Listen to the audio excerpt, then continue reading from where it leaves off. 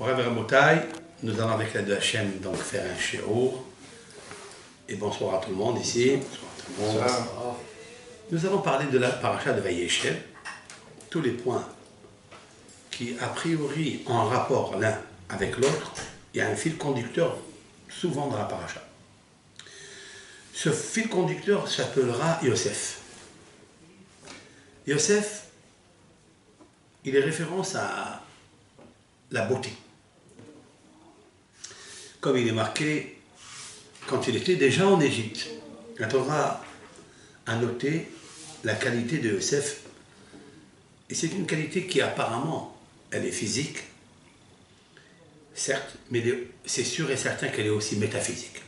Vayi Yosef yefet to'ar v'yefet mar'e. Et Yosef, dit la Torah, yefet to'ar, il était beau. To'ar de stature. V'yefet mar'e, et il a fait les hôtes, c'est-à-dire tout celui qui voyait Yosef, il voyait une beauté exceptionnelle. Donc vous connaissez bien sûr la suite. Vatissa eshet Adona veta'enea el Yosef, et la femme de son maître, Potiphar, elle leva ses yeux à Yosef, va tomer, et elle lui dit, Shirfa imi, c'est-à-dire commerce avec moi. Avec le gentil mot de pudeur que l'on peut dire. Hein? Vaïma'en Yosef.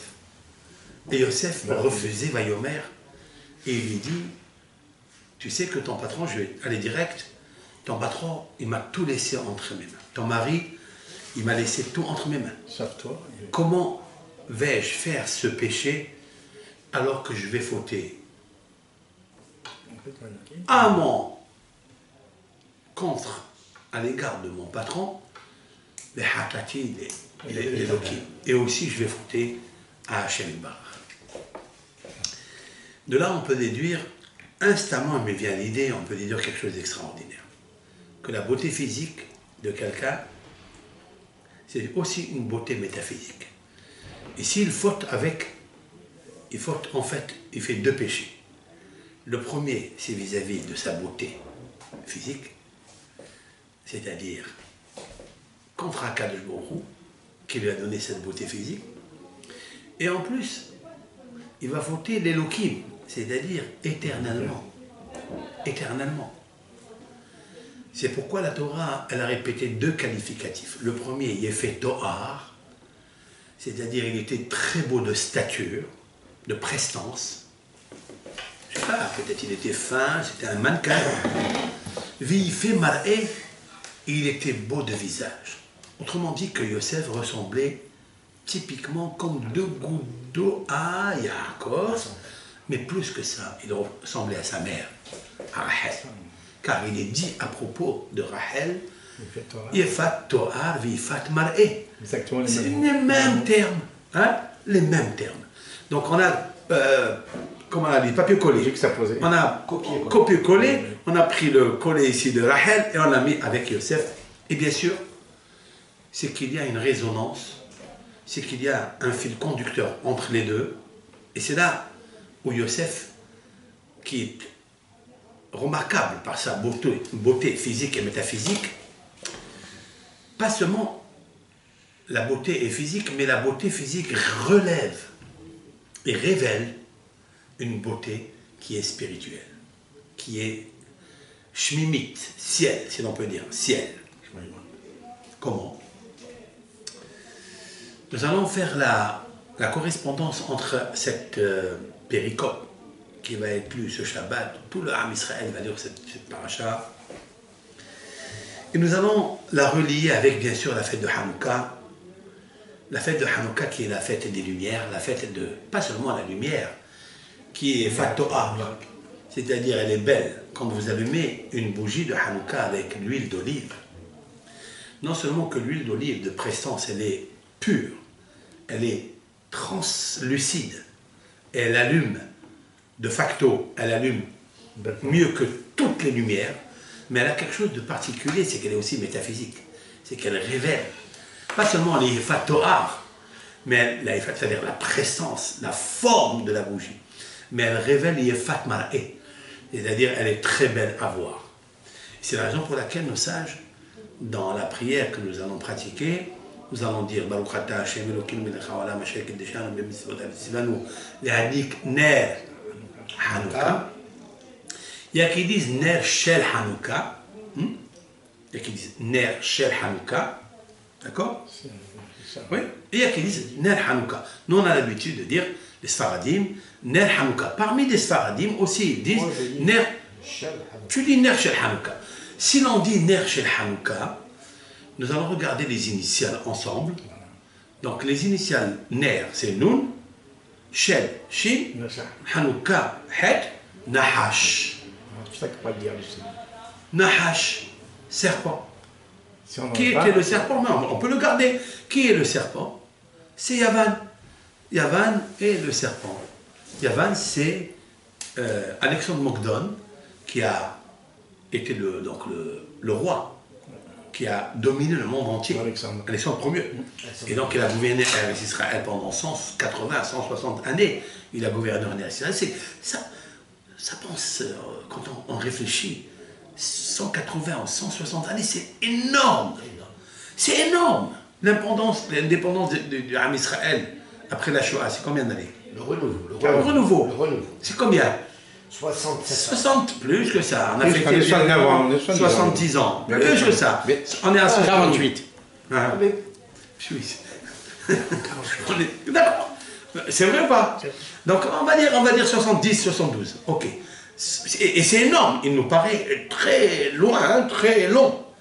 Alors imaginez que les empires romains, les empires grecs viennent en Eretz Israël, ils gouvernent Eretz Israël, ils sont là à souiller la terre d'Eretz Israël dans la forme la plus absolue qui s'appelle Yefat Toar, Yefat Marché. Par Eretz Israël, Ur'e Betov Yerushalayim, Ur'e, regardez le bien de Jérusalem, la beauté de Jérusalem. Nous allons arriver à ça où le roi David a parlé de la beauté de Eretz Israël et en particulier le Beth Amikdash. Hein? C'est marqué là-bas dans le texte Yefenof Mesos Kol Haaretz. C'est quoi Yefenof? Nof, c'est le, comment on appelle ça? Paysage. Yefé, il est beau. Le paysage et la beauté du paysage de Jérusalem lorsqu'il y avait le temple construit, Mesos Kol Haaretz, c'était la joie et l'allégresse de toute la terre entière. Je ne parle pas de la terre d'Eretz Israël, toute la terre entière, le globe terrestre connaissait qu'il y avait une beauté. Cette beauté-là a été souillée. Et en fait, ça s'est produit dans le Beth Amikdash II, et qui s'est détruit et qui a été souillé. Et en fait, toute cette histoire du Beth Amikdash avec nous pouvons la trouver ici, dans la paracha de la semaine, avec Yosef Hatzadik. Qu'est-ce que veut la femme de Potiphar? Qu'est-ce qu'elle veut? Elle attrape dans son vêtement et elle lui dit, il faille commercer avec moi. Et donc, il faille commercer avec moi, alors il refuse. Vaïmaen. D'accord? Il refuse. Vaïmaen, Vaïomer. Au-dessus du mot Vaïmaen, hein, je vais vous le lire, il y a ce qu'on appelle une chalchelette. Une chaîne. C'est quoi cette chaîne? Qu'est-ce qu'elle veut dire cette chaîne qui est en au-dessus?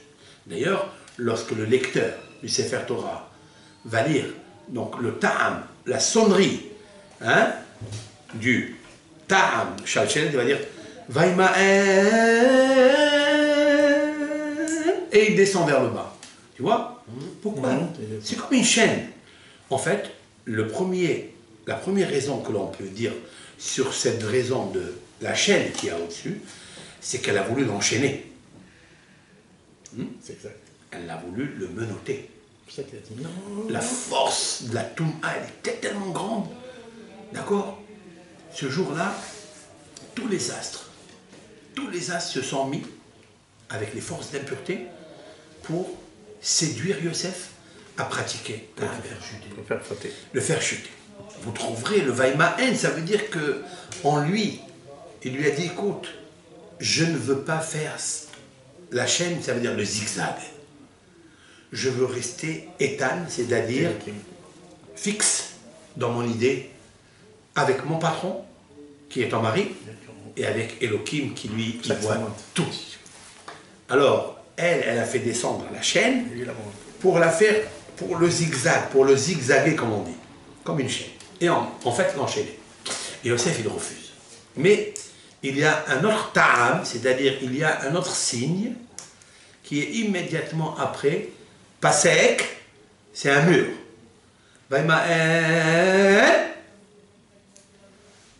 Nos sages ont fait un signe. Après la chaîne, il a fait un pasek, ça veut dire stop. Il n'y a pas de... Stop. On peut apprendre beaucoup de choses de là. Nos sages disent que Yaakov Avinu devait descendre en Égypte de toute façon. Mais il devait descendre avec des chaînes en fer.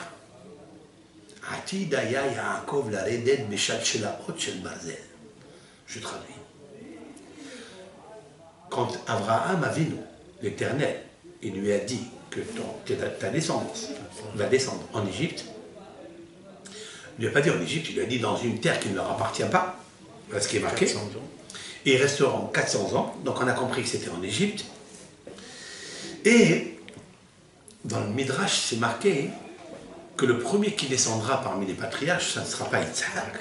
Puisqu'Yitzhak, il n'ira pas en galoute. C'est toujours en Israël. Parce qu'il est l'holocauste parfait. Grâce à la Akedah d'Yitzhak, Akadosh Baruch Hu lui a évité tous les pogroms, toutes les inquisitions, toutes les souffrances des galoutes. Et pour la deuxième chose, pour quelle raison? Grâce à la Akedah, mais il y a une deuxième raison, parce qu'il était aveugle pendant 57 années. Pendant 57 années, Yitzhak Avinu n'a pas quitté la maison. Vous imaginez qu'est-ce que c'est? Quelle souffrance pour un homme tzaddik, Yesod Olam, de souffrir comme ça, de ne pas voir, alors que les yeux, c'est la partie la plus belle, c'est l'organe le plus important, en fait, pour le profit. Dans le profit, je parle. Le plus important dans la richesse de l'enseignement, c'est lui, c'est l'écoute. Ça, c'est très simple. Mais le plus puissant dans le profit, dans ce que j'appelle, moi, le yefé to'ar, yefé marqué, c'est les yeux. C'est les yeux. Et 57 ans, vous imaginez un peu ce que c'est. Donc ça lui a valu de ne plus regarder la galoute qui va venir après. Mais qui va souffrir dans la galoute? C'est Yaakov. Mais Yaakov ne va pas souffrir à la galoute. Puisque Yaakov Avinu, il va descendre en Égypte, mais il va rester 14 années là-bas, hein? Et dans les 14 années, il va vivre le meilleur de sa vie. Comme disent nos sages, que les 14 années que Yaakov a passé en Égypte avec son fils, et avec ses petits-enfants et avec ses enfants en Égypte, c'était les meilleures années de sa vie. 14 ans. Mais on va lui reprocher le fait de s'être reposé. Non mais ça c'est avant ça. Ah, bon. Ça c'est dans Vayeshev ici. On va le voir de suite. Maintenant, Yaakov Avinu, il devait descendre quand il descendait en Égypte. Ça il a vécu, le sage dit qu'il a vécu.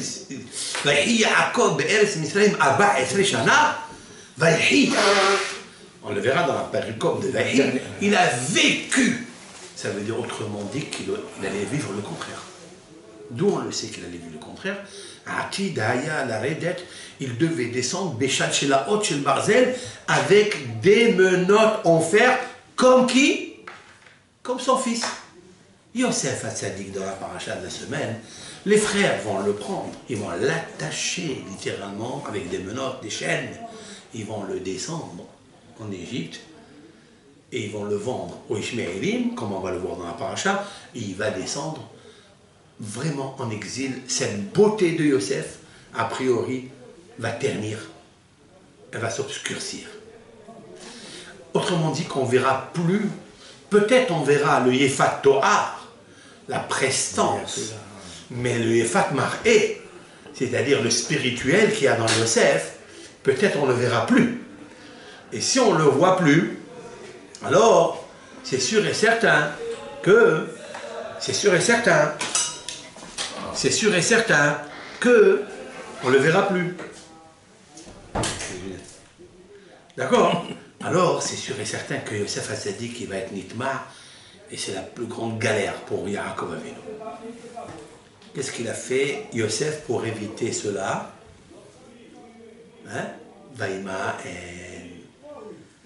maintenant, quand vous prenez la chaîne, parce que Yosef Hatzadik, il sait que s'il faute, quand il va fauter, il va faire descendre son père Béchal chez Laor, dans les chaînes.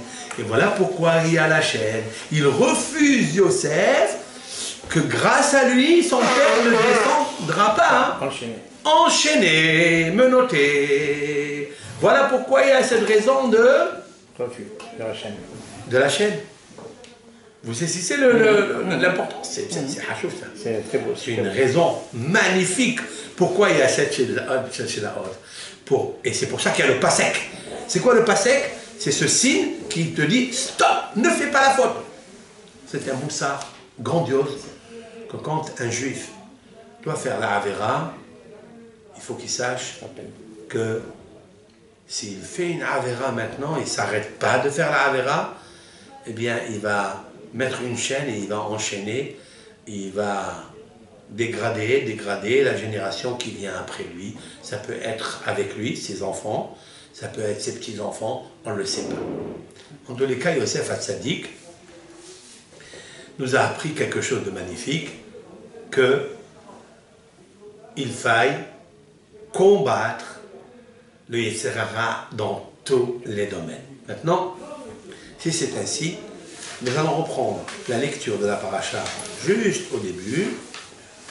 Et qu'est-ce qui s'est passé avec Yaakov? Voyez, chez Yaakov, Be'eretz Megore Aviv, Be'eretz Kenan. Qu'est-ce qu'il a fait Yaakov Avinu? Il voulait se reposer. Mais pas se reposer, ça veut dire quoi? Se reposer? Est-ce qu'un tzaddik se repose? Non. Un tzaddik, il sait que ce monde est un vestibule. Il faille se préparer dans ce vestibule pour rentrer dans le palais plein de mitzvot, c'est-à-dire des valises de mitzvot. Est-ce que Yaakov voulait se reposer littéralement? Non. Regardez le mot Vayeshev. Qu'est-ce que Vayeshev? Il s'assoit, il s'installe. D'accord? Il s'installe. Hein? Nous allons prendre le premier lettre, Yud. De Yud. D'accord? Prenons Dina. Ça fait Dina. Dina. La deuxième lettre de Dina. Yud. Il a eu des grands problèmes avec Dina. La semaine dernière, sa fille Dina a été violée. Ok? Yaakov a souffert de ça énormément. Voilà le Yud. Le Shin. La deuxième lettre de Esav, c'est quoi? Le Shin. La deuxième lettre de Esav, c'est Shin. Très bien. La deuxième lettre de Lavan, c'est qui? Bet. Vayeshev. Vayeshev. Les deuxièmes lettres de Dina, de Esav et de Lavan, c'est Vayeshev. Vayeshev. Il a dit, je vais me reposer de ces souffrances-là. J'ai eu le problème avec Lavan, 22 jours. J'ai eu le problème avec Esav. Et en revenant, j'ai eu le problème avec Dina. J'ai dit, Alay Hayukulana, tout cela est sur ma tête. Maintenant, s'il te plaît, Akadosh Baruch Hu, je veux me reposer de tous ces missionnements, de toutes ces épreuves qui sont extrêmement douloureux pour moi. Ça m'empêche d'étudier la Torah. Akadosh Baruch Hu, ces missionnements-là, je n'ai pas étudié. J'ai étudié la Torah, mais je ne l'ai pas étudié avec tranquillité. Il y a ce qu'on appelle en hébreu la shalva. La shalva, c'est la tranquillité. Et il y a la menouha. C'est quoi la menouha? La menouha, c'est le repos total. Il ne veut ni étudier, il veut faire la brinque toute la journée. Menouha, le repos, il veut dormir, il veut s'amuser, il veut aller au club med, il veut aller je ne sais pas où. D'accord? Il veut se reposer. Et il y a shalva, qui n'est pas menouha, ça veut dire le repos. Au contraire, il va prendre toutes ses puissances, toute sa force, tout son investissement, il va le mettre dans la Torah. Mais il veut la tranquillité des épreuves. Alors il a dit, qu'est-ce que tu veux? Tu veux t'asseoir? Tu veux te reposer? Immédiatement, Hakadosh Baruch Hu lui a envoyé l'histoire de Yosef. Et pas seulement que lui, il est allé vers l'épreuve, c'est l'épreuve qui est venue vers lui. C'est comme Vous passez dans la rue et il y a un chat qui saute sur vous, vous attendez pas. Surpris. C'est une surprise. Ça, c'est une surprise, mais Yaakov, il a une prise sûre. Et que, en fait, il est venu contre lui, sur lui, l'histoire de Yosef. Qui est Yosef? La Torah nous dit, elle est Toldot Yosef, elle est Toldot Yaakov Yosef. Voici la progéniture de Yaakov, Yosef. Comment? Il n'y a que Yosef. La Torah a nommé en exergue que qu'est-ce qui était plus important de Yaakov, c'est Yosef.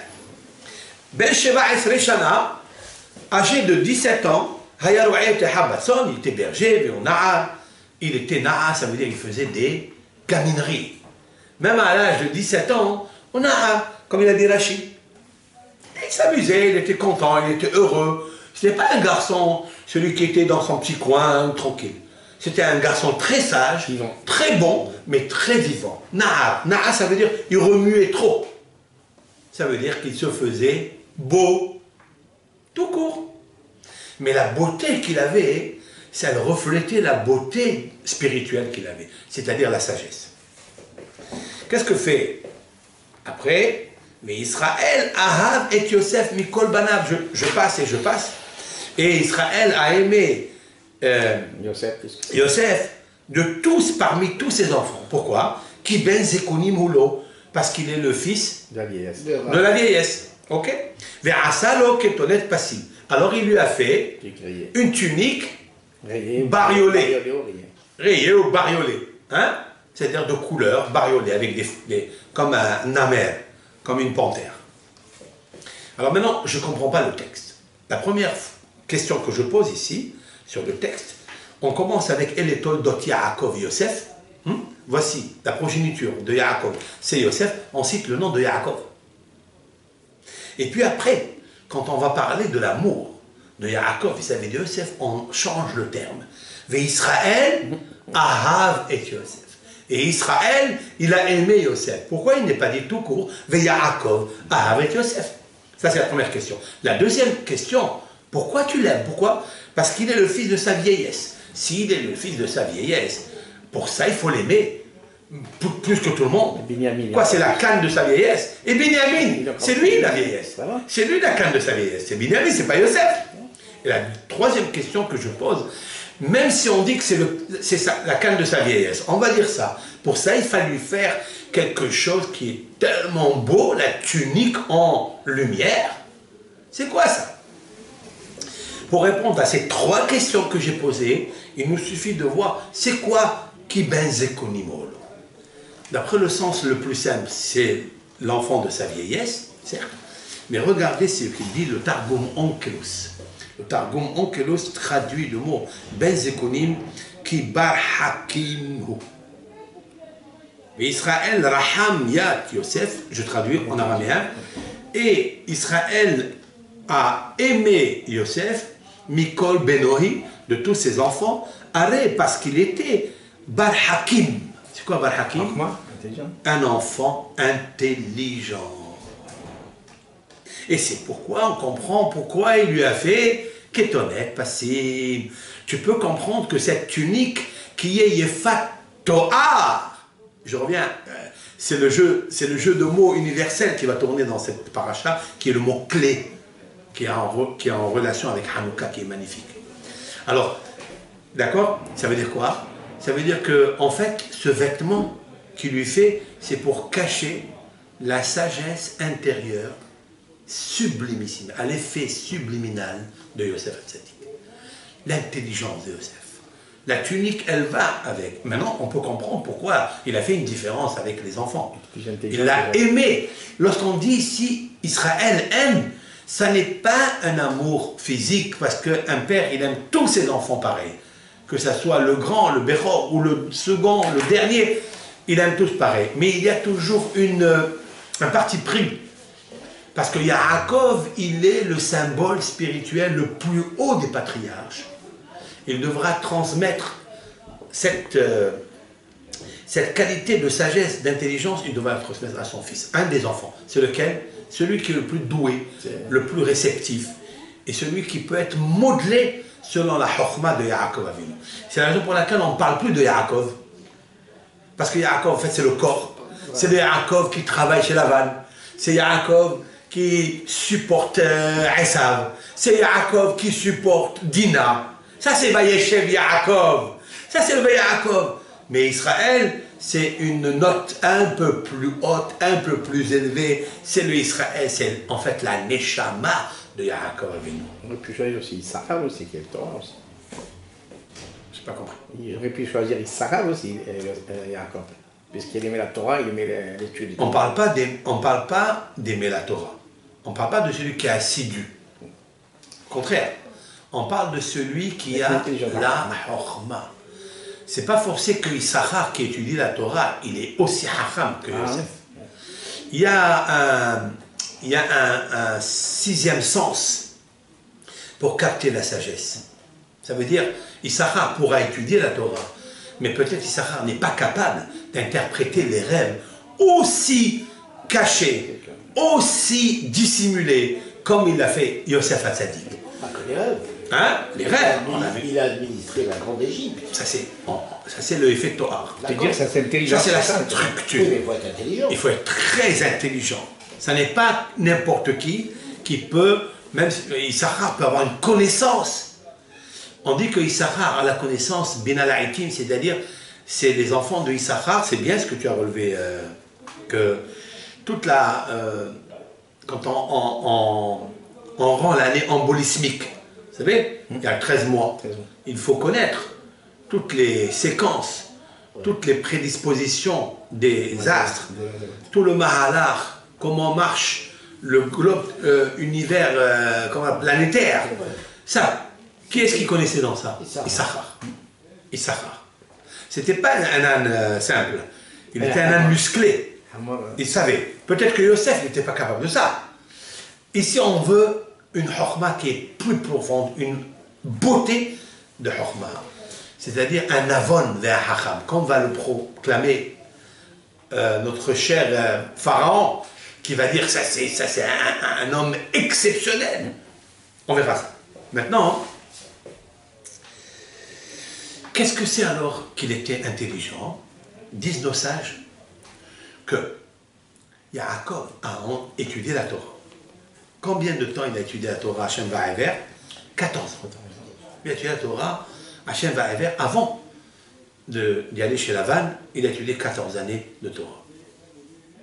Combien il va vivre avec Yosef en Égypte? 40 années. 14 ans. 14 années, pardon, il va vivre avec Yosef en Égypte. 14. D'accord? Et il va vivre 17 années, pardon, c'est pas 14. Il va vivre 17 années. Les meilleures années, c'est 17 années avec Yosef. Mais il a étudié 14 ans, Hachem Va'ever. Qu'est-ce qu'il a étudié dans ces 14 ans? Il a étudié quoi? Il a étudié toute la Torah entière, c'est-à-dire, ce sont les Sédarim des Mishnayot. Quel est le Sédar de Mishnah? Quels sont les Sédars de Mishnah? Combien il y en a? Hein? Il y en a 6. 6 Sédars Mishnah. Dans cette Mishnah, c'est-à-dire la Torah orale. La Torah orale est l'amplification de la Torah écrite. C'est-à-dire la Torah écrite, c'est un grand océan, certes, mais la Torah orale, c'est encore un plus grand océan, parce qu'il dérive de cette Torah écrite. Et Yaakov Avinu, il a étudié toute la connaissance du monde, c'est-à-dire la botanie.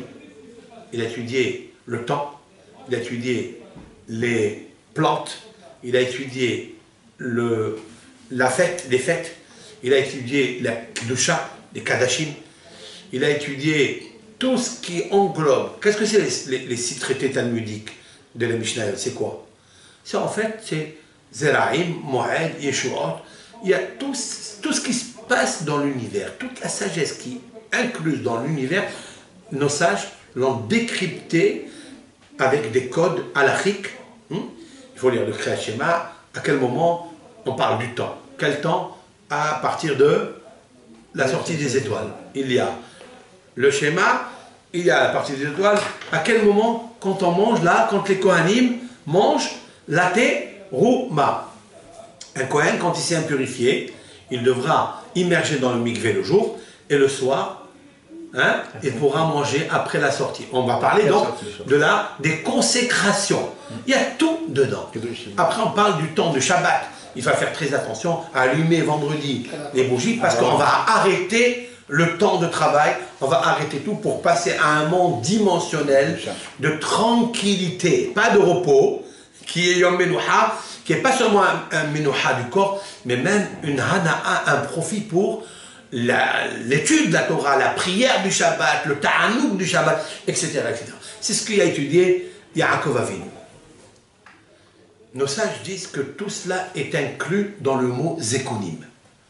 Qui ben Zékonim parce qu'il était le fils intelligent pour recevoir les 6 traités talmudiques. Où se trouve dans le mot Zékonim? Parce que qu'est-ce qu'un Zaken? Un Zaken, c'est celui qui acquiert la sagesse. D'où on le sait? Parce que Zaken, c'est la dichotomie Zekana Chorma. Zekana, celui-ci a acquis. Zaken, un monsieur qui est même jeune, mais qui a acquis la sagesse, on dit qu'il est Zaken. On dit qu'il est Zekana. Ça veut dire qu'il a acquis quelque chose. Hein? Alors, on voit dans Zekonim, tu as Zeraim. Regardez dans les initiales. Zeraim. C'est quoi Zeraim? C'est toute la première partie de Kriyat Shema, comment on fait le Maaser, comment on fait la PA, toutes les lois de Botami, toutes les lois des champs, toute la loi de la Shemitah, tout se trouve dans Zeraim. Zeraim, en fait, c'est la semence. On plante, il sort un arbre, on n'a pas le droit de toucher jusqu'à 3 ans, et après on peut profiter de ce fruit. On plante une vigne, on devra donner le maaser. On plante du blé, on devra donner le maaser, on devra donner la terouma, etc., etc. Toutes ces lois-là que régissent le peuple d'Israël. Après, vous avez, ça c'est Zekin. Après, Kouf, c'est Kadashim.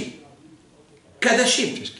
Kadashim, ça veut dire toutes les consécrations que l'on pratiquait dans le Beth Amikdash. Yaakov Avinu, le Beth Amikdash n'est pas encore construit. Il connaissait tout ça, bien sûr, que Abraham. Alors là, je vais vous citer quelque chose qui est écrit dans le livre de Hida, de Rav Hida, dans son livre intitulé Les vaches, les filles, de mémoire bénie, bien sûr, notre maître. Il a dit que, dans ce livre, il a dit que pendant 15 années, Abraham, Yitzhak et Yaakov ont étudié la Torah. 15 ans ensemble. Donc Abraham Avinu était en connaissance de toute sa Torah. C'est marqué qu'Abraham Avinu, il a étudié toute la Torah entière jusqu'à éprouver Tafshilin. C'est-à-dire, c'est ce plat, ce fameux plat que nous préparons la veille d'un Yom Tov qui précède un Shabbat.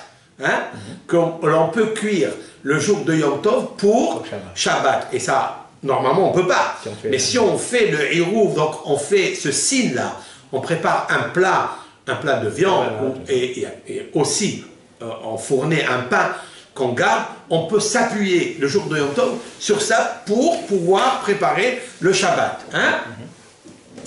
Ben, ça c'est quoi? Ça c'est une aide de Kadashim, ça veut dire Abraham Avinu, il a tout étudié. Après vous avez le Nun, c'est Nashim. Nashim, c'est toutes les lois des femmes. Yaakov Avinu a étudié toutes les lois des femmes. Qu'est-ce que les lois des femmes? Le mariage, Dieu préserve le divorce, toutes les lois des femmes, à quel moment elles doivent se marier, comment on doit les marier, toutes ces lois-là, les lois de la Nida, de la période du mois, etc. Le Yud, c'est Yadaïm. Yadaïm, c'est quoi? Yadaïm, c'est, vous savez, c'est les lois les plus difficiles au monde. C'est quoi? Par exemple, hein, j'ai un objet. Oui? J'ai un objet. Et il y a une main dans l'objet. Où j'attrape. Oui? Une anse. Bravo. C'est un reptile mort. A touché uniquement la anse. D'accord? Il n'a pas touché le verre lui-même, l'objet lui-même. Il a touché juste la anse. Comme elle est reliée. Est-ce qu'elle est impurifiée ou elle n'est pas impurifiée? Est-ce qu'il y a un vase communicant entre les deux ou pas? Eh bien, ça s'appelle Yadaïm. Un vase communicant avec la main, puisqu'on tient l'anse. Non, mais oui. Mais est-ce que le reptile qui a touché, un reptile mort, hein, Est-ce qu'il rentre ta vie? est-ce qu'il communique l'impureté au verre par rapport à l'anse qui n'est que qui n'est qu'un rajout, hein? Ça s'appelle qui n'est qu'une main. Elle n'est qu'une main, mais c'est pas l'objet lui-même. Voilà, des lois comme ça. Ou par exemple, oxyne. Par exemple, une poire. Vous voyez? Qu'est-ce qu'on considère? La poire, c'est l'essentiel. Mais la queue de la poire, est-ce que la queue de la poire, est-ce elle fait partie intégrante de la poire, ou bien c'est quelque chose qui, de toute façon, on enlève, on jette, donc il n'est pas considéré, oui? Est-ce que si le reptile mort a touché la queue de la poire, est-ce qu'elle purifie la poire ou pas? Mais c'est des lois très compliquées, très très compliquées, et sur cela, combien d'encre s'est versé? Hein? Bon, levons l'encre, continuons. Après, vous avez même, c'est Mo'ed. Le même, c'est Mo'ed. Mo'ed, ça veut dire les lois du Shabbat, les lois des fêtes, Sukkot. Combien, c'est à la faute aussi, elles sont complexes, elles sont très difficiles, il nous faut les répéter et les répéter. C'est le devoir des Bahoré, Shiva, des Rabbanim, qui s'assoient pour connaître toutes ces halakhot, ça n'est pas facile. Tout cela, Yaakov s'est attelé pendant qu'il s'est assis, vous écoutez, le Vayeshev Yaakov, après qu'il est sorti du problématique douloureux de Lavan, de Esav, de Dina, hein, qu'est-ce qu'il a fait? Eh bien, il s'est installé, il a dit, maintenant je prends Yosef et je vais étudier avec lui.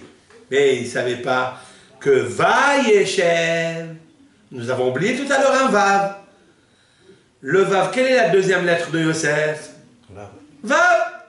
Lui aussi va être parmi les souffrances, parmi les galouillottes. Mais celle-là, c'est la première que la Torah elle a marquée. La première qu'elle a marqué la Torah, c'est le Vav, parce que c'est le plus important pour Yaakov et plus douloureux pour Yaakov de perdre Yosef. Maintenant, vous comprenez qu'est-ce que c'est Vayeshev. Vav, la deuxième lettre de Yosef, c'est le Vav. Maintenant, je vais vous dire quelque chose encore plus. Parce que le Vav, c'est la lettre fondamentale du peuple d'Israël. J'ai parlé énormément de ça plusieurs fois. Le Vav, c'est le Ikar, le Vav, c'est le Hibour. Le Vav, c'est la lettre qui relie les mondes, c'est celle qui relie la famille, c'est celle qui relie un maître avec son élève, c'est celle qui relie un homme avec sa femme. C'est le crochet, c'est un crochet. Le problème, c'est s'accrocher. Au lieu de se mettre en crochet, il s'accroche. Et quand on s'accroche, il n'y a plus de crochet. Ça sent le clocher. Après, on pleure et on crie. Et tout ça, il faut soigner énormément la lettre Vav, c'est-à-dire la main droite, c'est-à-dire l'amitié, l'amour, etc. Ça aussi, qu'est-ce qu'il a fait Yosef? Qu'est-ce qu'il a fait Yaakov?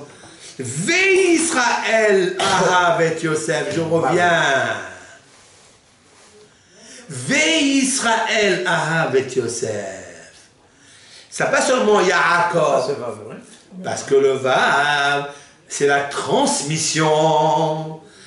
Le Vav, c'est qu'il a pris tout ce qu'il connaissait et il s'est attaché à Yosef pour lui communiquer, lui transmettre. En fait, c'est la transmission. Tout ce qu'il a appris, il a remonté. Moshe Kibel Torah Misinaï, que nous lisons dans le Pirkei Avot, la première Mishnah des maximes de nos pères. Qu'est-ce qu'on lit? Moshe Kibel Torah Misinaï. Moshe a reçu la Torah au Sinaï. Sara li Yoshua. Vav. La lettre Vav, la transmission. Toute la transmission de la Torah de Yaakov, il l'a transmise à qui? À son fils.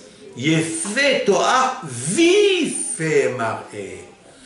Beau de stature et vif et mar'é. Il était beau de beauté, de splendeur, parce qu'il avait le Vav avec lui. Vif et mar'é, parce qu'il avait la connaissance de la Torah. Alors, si c'est comme ça, Ve'asa lo ketonet passi. Et il lui a fait ketonet passi. Cette paracha, elle va tomber à Hanouka. Combien de Nérot on allume à Hanouka? 44. 44? Ok. Est-ce que nous avons une allusion dans la Torah que nous allons allumer 44? Je l'ai dit. 44 bougies. 44 bougies, c'est-à-dire 36, plus le Shabbat. Shabbat, oui ou non? Oui. Je vais vous dire où elle se trouve cette... Yosef, il est beau, oui. Yosef, il est splendide. Yosef, c'est le hétrog. Dans la paracha de Bereshit, c'est marqué là-bas, un verset. Concernant le fruit interdit du bien et du mal, c'est marqué que la femme, hein, Hava, va terrer Aïcha, et la femme, elle a vu, qu'il est bon, le fruit à manger, mais l'Ahmad, il est agréable. Si tu le manges, tu deviens agréable parce que les haskil, parce qu'il va te donner l'intelligence. Et qu'il est un plaisir pour les yeux. Voilà ce qui est marqué là-bas, c'est vrai? Regardez dans le mot Nehmad. Comment on va corriger cette faute du fruit interdit du bien et du mal? Si on regarde la graphie du mot Nehmad, Nun, Het, Mem, Dalet. Nun, 50. Het, 8. 58. C'est la dichotomie Ner, Hanouka. Nerot, Hanouka. Les bougies de Hanouka. Qu'est-ce qui me reste? Mem, Dalet. Mem, c'est 40. Dalet, c'est 4. 44 bougies de Hanouka. C'est beau ça. De là qu'on sait que c'est 44. Voilà. De là on peut prendre une allusion belle, très belle, et on peut la coller, la relater avec la fête de Hanouka. Et en fait, à Hanouka, il est interdit de toucher l'huile qui allume les bougies. C'est interdit. C'est vrai? Et si c'est interdit, à ce moment-là, tu ne peux que les voir. Pourquoi on a dit qu'il faille que les voir et pas les toucher? Parce que le fruit interdit du bien et du mal, tu l'as touché, tu l'as pris avec tes mains, tu as servi, tu as mangé avec. Il vient, la Torah, elle te donne le remède dans le même verset. Qu'est-ce que tu devras faire à Hanouka? Ben, tu devras seulement regarder les 44 bougies et pas t'en servir. Mais on a pas une allusion, on a une allusion beaucoup plus importante, puisqu'on nous dit d'allumer pendant de 1 jour, ça passe à 8 jours, c'est ça? Voilà. Et alors on allume chaque fois une et plus une, et on a le compte. Ça, c'est... Mais ça c'est bien, mais alors, mais non, quand j'ai dit une allusion, ça veut dire où tu trouves dans la Torah l'histoire des 44 bougies que le peuple d'Israël va allumer dans la Malchoute Yavan, dans l'empire grec, et qu'on va trouver cette fiole d'huile. Et cette fiole d'huile, elle va allumer, au lieu d'1 jour, elle va allumer 8 jours. Et donc, elle va allumer 36 bougies, plus le Shabbat, 44 bougies. D'où tu sais ça? Tu le trouves dans la Torah, dans la résonance du texte lui-même. Et tu le trouves, c'est extraordinaire. Ça veut dire, autrement dit, que notre histoire avec la grecque, comme ça va se passer mercredi, puisque ça se trouve à samedi soir, pardon, c'est-à-dire 25 qui se lèvent, cela veut dire que cette histoire entière, elle est reliée avec le fruit interdit du bien et du mal. Et je vais vous expliquer pourquoi. Le temps il passe. Qu'est-ce qui est marqué là-bas? Ça sera les bougies de Hanouka seulement un plaisir pour les yeux. La Torah te dit combien de bougies, quelle fête, Nerot, Hanouka, même Dalet, et que ça soit que la vision des yeux, le profit des yeux. Avec ça, c'est là où je veux mettre mon grain de poivre ou de sel, ça dépend des épices que vous aimez. Allez, je vais mettre un parfum. Les femmes, pendant la demi-heure, toutes les femmes, je les invite à avoir cette kavana-là. Quand elles regardent les bougies de Hanouka pendant cette demi-heure, il faille faire le tikkun de la faute originelle. Parce que vous étiez dedans. Votre neshamot des femmes était dans la neshama grandiose, dimensionnelle de Hava, comme dit le Harizal, comme dit le Zohar HaKadosh. Donc vous étiez aussi là-bas. Et vous avez aussi consommé, après avoir vu le fruit du bien et du mal, vous l'avez consommé, ça vous a donné un plaisir aux yeux. Et ça a causé toute l'histoire de Yavan, des impurifications de la lumière, c'est-à-dire des huiles. Et donc, quel est le tikkun? Quelle est la réparation? Au moment, pendant une demi-heure, j'ai pas dit qu'il fallait regarder tout le temps pendant une demi-heure, parce que j'ai donné une ségoula à faire, donc ils ne peuvent pas tout faire. Mais, la ségoula que nous avons donnée de prendre les 60 pièces, hein, parce qu'il y a 60 lettres dans Birkat Kohanim, que nous lisons pendant Hanouka. C'est la lettre Samer qui régit le mois de Kislev. Et donc la Birkat Kohanim qu'on va lire, on va donc donner 60 petites pièces. Au total, on va donner 4,80 €, hein, 480 pièces. Ça fait 4 €. 48. Quoi 48? 4,80 €. 4,8. Ouais, c'est pas beaucoup. Hein? C'est pas beaucoup. Pourquoi 480? Parce que qui était la force négative qui a induit, séduit, introduit Hava dans la faute? C'est Nahash. Avec qui? Le Nahash, c'est féminin.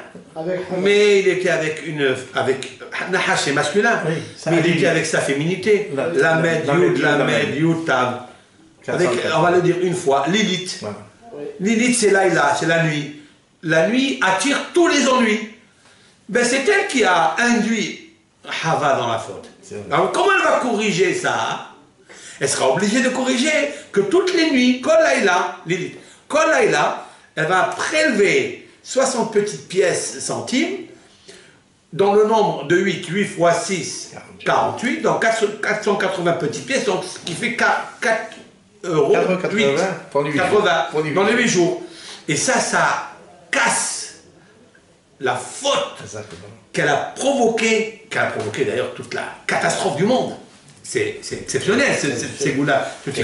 Mais je les invite à regarder les nérotes pour réparer pendant les 8 jours les 44 bougies. Quelles sont les 44 bougies? Ben, c'est très simple. Les 44 bougies, après la faute, se sont éteintes. Et alors? Il faut les rallumer, Mais où sont parties ces 44 bougies? Ben, elle a été expulsée du Gan Eden. Qu'est-ce que quand on expulse quelqu'un de sa ville? Ça s'appelle en hébreu comment? Gola.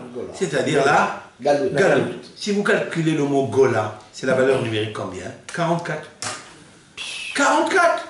C'est-à-dire elle est partie en Galout. En exil. Gimel, c'est 3. Vav, c'est 6. Lamed, 30. 39 plus 4, 5, ça fait 39 et 40, ça fait 44. 44 c'est Gola. Alors qu'est-ce qu'il fallait faire ce soir-là, pendant les 8 jours, pour retrouver la Géoula? Il faut introduire la lettre Aleph. C'est-à-dire, c'est lui. La lettre Aleph, c'est la bougie qui tient dans la main en train d'allumer les 44 bougies pendant les 8 jours. Et c'est ça où va rentrer le Aleph, il va devenir Adam. Parce que 44 c'est Aleph, c'est Adam, Aleph. Après il te reste Dalet même. Dalet c'est 4, même c'est 40, ça fait Adam. Adam, elle va retrouver la réparation de Adam Arishon. Vous savez que ça, c'est un tikkun pour le Shalom Bayit. Avec son mari. Seulement, si elle a la ferveur, si elle a l'intention au moment où elle allume la Hanouka. D'accord? Elle allume la Hanouka, si elle a cette kavana, elle a tout réussi. Elle a tout réussi. Elle peut ramener le Shalom Bayit au foyer. Ça, c'est au foyer. Je parle du feu, foyer. Hein? C'est une fête de feu. On appelle ça Hag Urim. C'est une fête, pas de Orim. Orim, c'est or, c'est la lumière. Mais la lumière de Hanouka, c'est un feu. C'est un feu. C'est le feu brûlant qui l'a incité à manger de Etzada Tovara. Qu'est-ce qu'il a fait à Kadosh Baruch Hu quand ils ont fauté, il les a expulsés du Gan Eden? Qu'est-ce qu'il a mis à Kadosh Baruch Hu à la porte du Gan Eden pour que personne ne peut rentrer? Il a mis... Non, je l'ai fait avec l'épée flamboyante. L'épée flamboyante. C'est quoi cette épée flamboyante? C'est du feu. C'est du feu. C'est un feu qui dévore. C'est un feu qui est en même temps ange gardien, mais en même temps qui dévore pour ceux qui veulent s'immiscer et rentrer. Oh, il va avoir pour eux de rentrer dans la Gan Eden sans permission. Ce soir-là, elle peut éteindre le feu tournoyant. Hein? Elle peut éteindre le feu. Et ça, c'est le Shalom Bayit. Et ça, c'est le vrai Shalom Bayit. D'éteindre la mahloquette. D'éteindre la mahloquette. Ça, c'est extraordinaire. Et ça, c'est un moment propice. Ces 8 jours sont propices pour rapporter le Adam. Le Adam, qu'est-ce que Adam? C'est l'homme et la femme. Vous savez que c'est l'homme et la femme. Oui. Adam, il n'y a pas dans le pluriel Adam. Adam, c'est Ish, c'est un homme. Anashim, c'est au pluriel des hommes. Isha, singulier. Nashim, au pluriel. Mais Adam, qui veut dire l'homme, avec un H. En général. Avec un H majuscule. Mais pour devenir Adam, parce qu'ils sont un, il faut enlever la H. De la discorde. Enlève la hache. Parce que mâle-femelle, ça existe de partout. Oui. Même dans une prise. Bien même sûr. Les animaux, ish ve ishto, mâle-femelle. Mais moi j'ai dit toujours, pour devenir un homme, il ne faut pas être seulement mâle-femelle. Parce que si la femme se mêle, elle met le feu et il a mal. Il faut faire très attention à ça. Donc il faut devenir Adam tout court. Adam, ça veut dire domé, qui se ressemble. Alors qui se ressemble, s'assemble et s'assemble se ressemble. Donc ils doivent être ensemble. À quel moment on peut le faire ça? Au moment où on allume cette petite bougie. Cette petite bougie, c'est Ner Adam, Ner Hashem Nishmat Adam. La bougie de Dieu, c'est l'âme de l'homme. C'est allumer cette âme de l'homme. Et je terminerai donc avec Yosef Hatzadik. Yosef Hatzadik qui a refusé et qui a stoppé tout l'enchaînement catastrophique qu'il aurait pu avoir. Et au contraire, il est devenu l'homme le plus célèbre. Il a gardé en fait le Yefat Toar, c'est-à-dire la menorah en elle-même, la beauté de la Hanoukia, qui est belle dans sa stature, dans sa, comment on appelle ça, dans sa forme. Et dans sa lumière de beauté. Forme. Veifat Mar'eh, il a gardé la beauté de la lumière qui jaillit cette fois-ci, la lumière spirituelle. Et il rassonne qu'Akhidoukhou nous donne toujours la possibilité d'être toujours Yefet Toar, Veifet Mar'eh. Vechen il rassonne venomar. Amen.